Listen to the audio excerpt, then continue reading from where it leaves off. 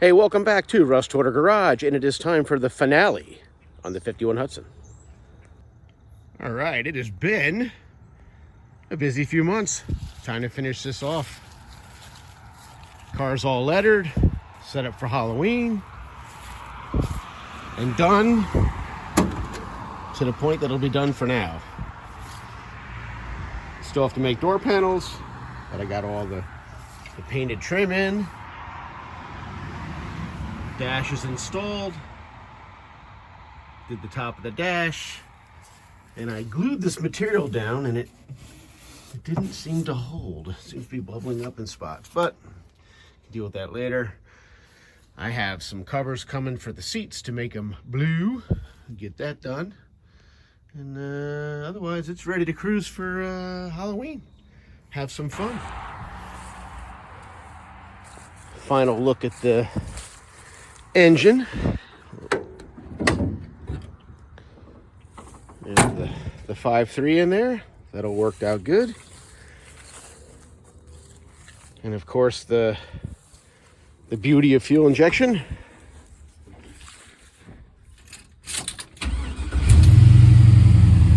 She's right up.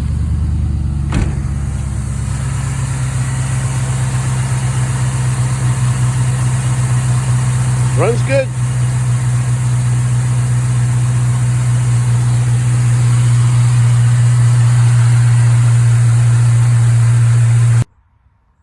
And here's the final dash installed. The only problem I had with this is my oil pressure gauge does not work. So I have to send that back to Marshall and get that repaired. Unfortunately, it's been I purchased it new, but they've been sitting on the shelf so long it's out of warranty. So I got to send that back after Halloween. Whatever, we'll take it out, get that done. All the other gauges are working. The tachometer, I did have to do the resistor mod to make that work. And what that is the signal wire into the tach is not strong enough to make it work on its own. So actually took 12-volt key on power that was going to the tach anyway, split a wire off of that, and went through a 500 ohm to 600 ohm resistor into the tach signal. It's a common mod that needs to be done. I'll post up a picture of the little diagram of how to do it, but that was necessary to get the tach to work. And you can see, get it reset. It works now. And the tach is set to the 4-cylinder dip switch settings because the LS uses a 4-cylinder output. So unless you change that on your programming on the PCM, you need to set your tach to 4-cylinder. If you don't have the ability to change it on your tach, then you have to go in and change the output settings in the program. Got my steering wheel installed, obviously. Horn works. Like that. So that's good. I did the front floors in the bed liner for now. Get that done. Got the dash all assembled. The radio is actually gutted, and I just kept the front section, so it looks like the radio's there, and the light does work inside when you turn the lights on.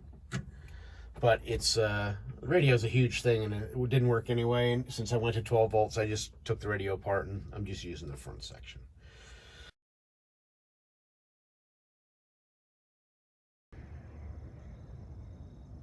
All right, so there's a final look at the car. Got it done in time for Halloween, which is awesome. So we will be driving it Halloween night, throwing out candy to the kids, and having some fun in it. All right, so I guess that is it for the 51 Hudson until I bring it out in the spring. And unless I get some video of us out throwing candy to the kids, you probably won't see that car on video now until the weather gets decent again this spring, because I got other things to do. But when the car comes back, I got to make the door panels and finish off some interior stuff, and it's really about it. I don't know if I'm going to put a headliner in it or not. We'll have to see. At least I'll I'll make the door panels, and like I said, I have covers coming for the seats, so I'll make the seats blue so they'll match a little better. But the whole idea of the car was just to have fun. I mean, we're going to take it out for Halloween, have a blast with it, and in the summer, you know, they have 4th of July parades, they have Memorial Day parades. We want to get the car out and driving around and wing candy to kids and have some fun with it. So that was the whole idea of it. My daughter is a huge Cars fan. My nephews are huge Cars fans. And my daughter's the main reason we bought that car in the first place. She just like, you know, I just thought it'd be cool to have a Cars themed vehicle. So it's pretty cool. So I like it. It'll have fun. We'll have fun. All right, so final thoughts on this. This was my first LS1 swap, start to finish. You know, bolting in an engine and transmission is what it is. That's the same, whatever you're doing a swap on, you gotta sometimes make parts, make it work, custom, whatever.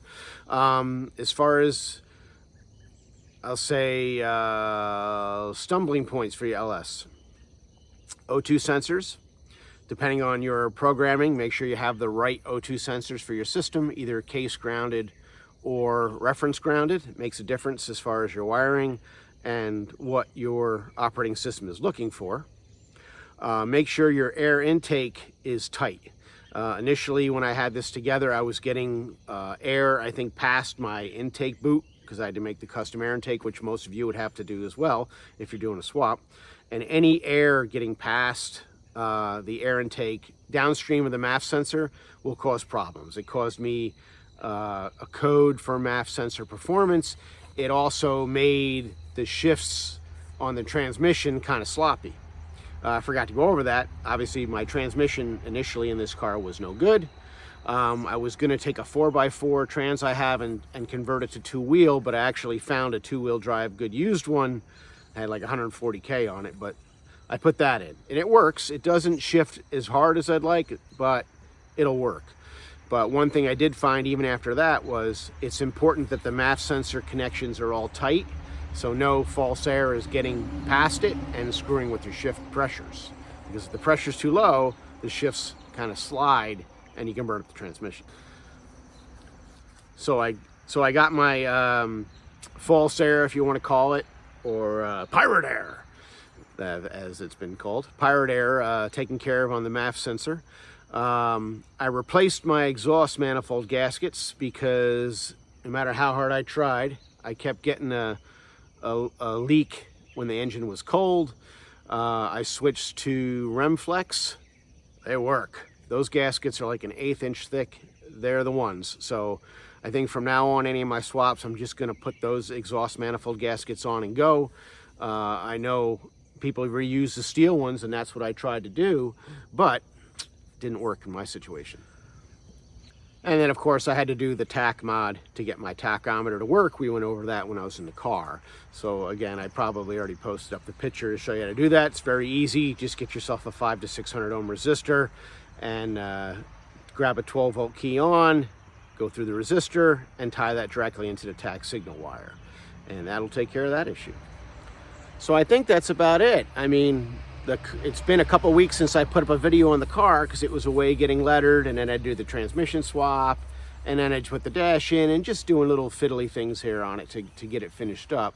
Nothing that's really worth taking videos of, but it was a great build. I had a lot of fun with it. So if I missed anything, is any questions on anything throughout the build, if you can, just find the video that you have a question on and post the question there, because that way, if I answer it, and I will answer it, everybody else can see the answer, so they don't have to go hunting for things or whatever. So, like I said, that is it for the Hudson. As you can see, I still have more cars behind me. I have lots of cars. So I think the next thing I do, I need to get rid of some donor vehicles. I have some Silverados still complete that I want to get rid of before it gets cold. It's getting to that point of the year. I want to get rid of some of those. And then the 55 Buick POSpecial is coming back down off the lift. And I think it's time to get that built. And if you haven't seen that car build, that is a 55 Buick piece of shit. I call it the POSpecial, that I'm putting a 4.8 with a single turbo in. That is really my first LS swap, but I haven't completed it yet. It will definitely be my first turbo build, my first setup with that. So is it as easy as it sounds? Well, I don't know.